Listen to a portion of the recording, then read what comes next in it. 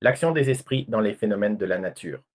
Vous avez déjà imaginé que derrière les grands phénomènes naturels, comme les tempêtes, les éruptions, les tremblements de terre, il pourrait également y avoir une dimension spirituelle en action?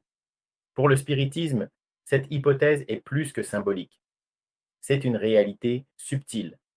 Dans les questions 536 à 540 de Le Livre des Esprits, nous apprenons que les esprits, en particulier ceux qui agissent en tant qu'exécutants des lois divines, participent à l'harmonie et à l'équilibre de l'univers.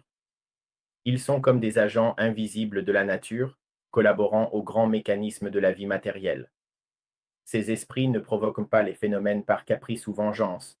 Ils agissent en harmonie avec les lois naturelles, souvent dans le cadre d'un processus éducatif ou régénérateur de l'humanité.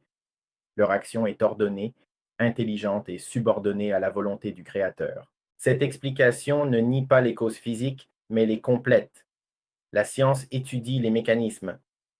L'espiritisme révèle les principes spirituels qui donnent un sens plus large aux mêmes faits. Inclus, la physique moderne a remis en question l'existence d'une conscience, agissant au niveau les plus subtils de la matière.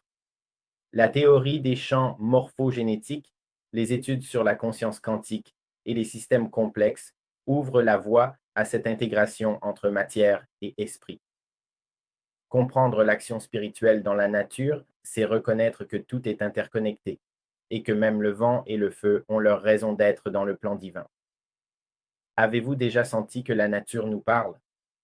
Aimez cette vidéo, commentez votre perception et partagez avec ceux qui cherchent à comprendre la vie dans toutes ses dimensions.